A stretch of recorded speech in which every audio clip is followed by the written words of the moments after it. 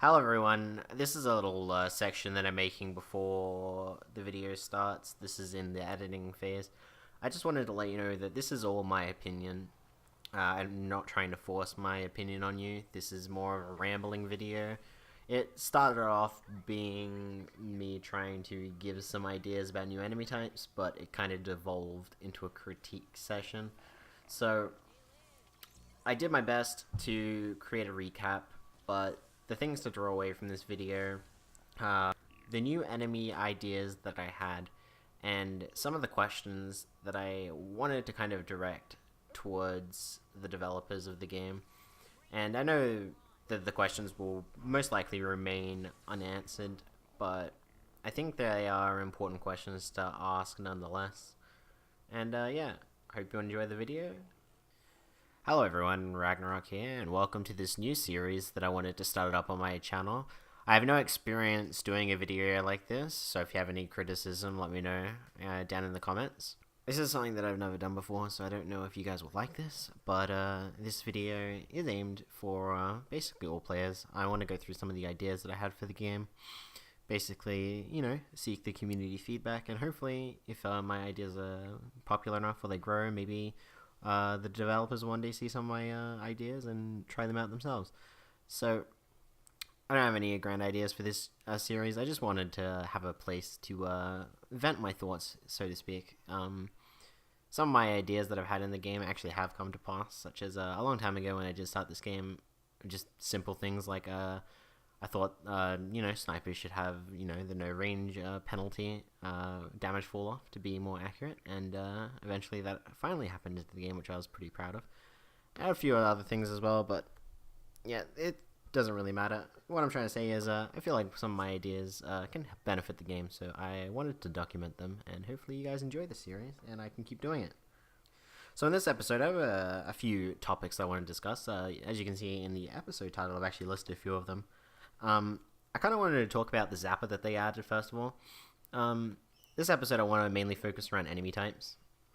I feel like the game is repetitive, which is fine. Grindy games like this, by their nature, are meant to be repetitive, but I feel like they kind of dropped the ball when it comes to making some of these enemies, specifically mist monsters. They added a Zapper, which is just a normal enemy, but they haven't experimented with any new mist monsters whatsoever since the game started, so I want to talk about a few of the ideas I had.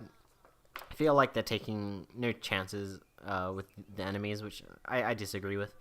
The game follows this event, what's the word? This like 3-month event cycle where every event they test out new mechanics that they could possibly add to the game, such as in Horde Bash. You know, they're trying out that new Storm feature. Before that, they tried buffing defenders. In the original Horde Bash, they, as I said, in the original Horde Bash, they tried to buff defenders, you know, trying out different things, such as allowing everyone to put their own defender down, and that eventually stuck in the 4X missions. Then the Mutant Storm thing came, the Chromium Husks, all that. So I feel like they're trying out all these ideas, but why aren't they trying out any new enemies? Why aren't we seeing any new enemies in these new quest lines, so to speak? Like, why isn't there a new enemy in Horde Bash that we can have fun with? I'm not a fan of Horde Bash, I'm not gonna lie. I didn't like it the first time, don't like it this time. I don't have to like it, in my opinion. I know some people quite enjoy it, but I feel like it should be more randomized to be more fun. It doesn't always have to be so try-hard, but I understand some events, they're allowed to be like leaderboard worthy, and others should be easy. So these are just my opinions, but I wanted to talk about that. But let's move on. What did I have an idea for an enemy, right? I had a long thought about this. As I said, the way I think that the developers should approach making new enemies is they should possibly look at, in every event, they should try to address the meta in some way. So, for example, in this current meta, we have the prominence of controller constructors, and specifically Outlander, since the last buff is also really powerful.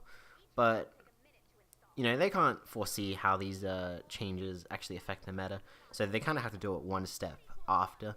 So I'd like to see in the next update in Hexylvania, for example, I'm assuming they're going to do Hexylvania again. I like to see them, instead of flat out nerfing Decoy or flat out nerfing Teddy or anything like that, they try to be a little bit more creative and introduce an enemy or a mechanic that makes these features less effective. So maybe an enemy type that disables abilities. Uh, stuff like that. Uh, Adding buffs to the husks. Like, I also had this idea that maybe they could add a musician questline of husks, like a drummer that gives them a buff that speeds them up and increases their damage or something like that. Basically, the only problem that I see when coming up with new enemies is specifically how frequent should they be spawning per wave. So, like, for example, in some of these Repair the Shelter missions that I've been playing lately, there've been a lot of flingers and lobbers in these waves, and they seem predetermined in some way. And these waves are just too easy. It's just as simple as that. They need to be more aware that I think that flingers are just too easy to kill right now. They need to make a way that it's more dangerous to go out and actually kill these flingers and the lobbers. At the moment, the only real threat are the blasters, and they added the zappers as well. But even then, they're not that threatening, really. Because, as I said, in these waves, they never spawn these zappers or these blasters. And we can even go a step further. In Horde Bash, for example, like, I'm not saying these lobbers are weak or whatever. Like, lobbers are powerful as hell. Anyone who has played this game for a while knows that when they spawn in large groups and the waves are actually well balanced, they're very hard to kill, and they deal a lot of damage to your structures. But the thing is, if they want to not just change lobbers, they need to introduce counterplay. Like, why not add a trap that puts up a deployable shield that that actually deflects these lobber projectiles? Like, a good example of this enemy design just changing the game in a negative way is, what do these pitchers do anymore? They just sit there and throw a slow projectile. They're strictly worse than zappers. They're just the same as zappers, except they're worse, because those projectiles are slower and they deal even less damage. And, like, I guess you can make the argument that at least pitchers try to damage structures, but really, when you think about it, they're not dangerous in any way. They're not threatening, they don't make you change your gameplay, and I think that's really what the game needs to change. There needs to be more counterplay. That's all I really wanted to say for this video. That will be the end of this first episode. Basically, I will put up a recap here just to go over what I've gone through and maybe just condense it down into more coherent thoughts.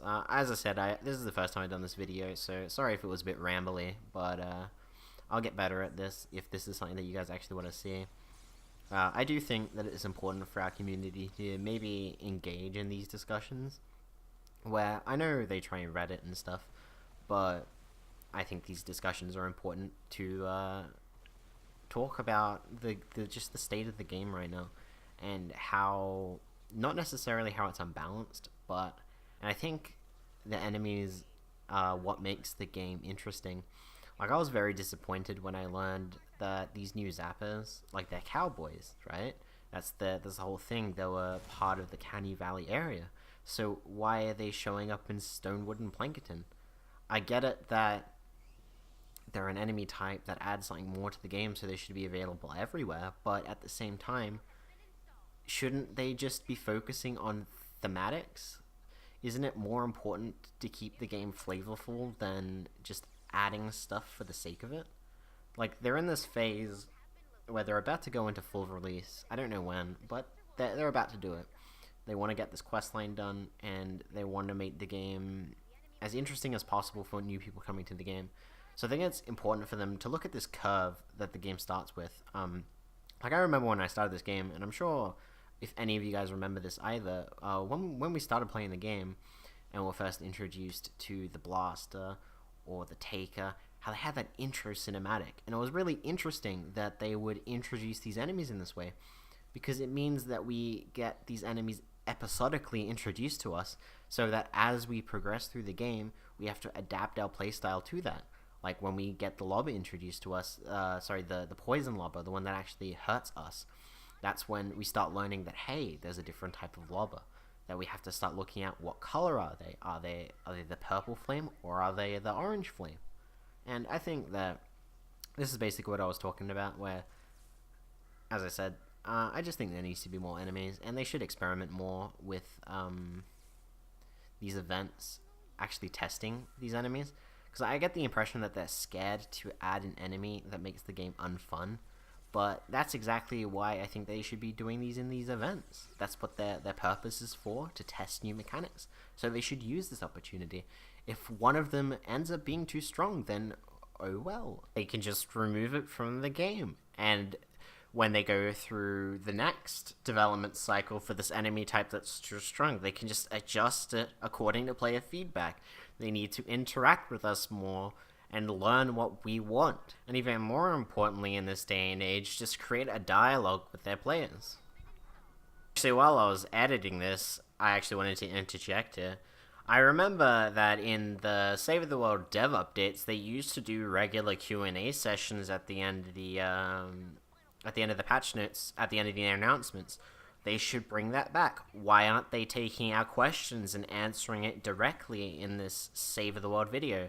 Like, I know that they've taken more of an active role in answering us on the forums, but I think it's important to maybe just say some of these things anyway, to reach more players that don't necessarily hang out all day on Reddit or in the forums.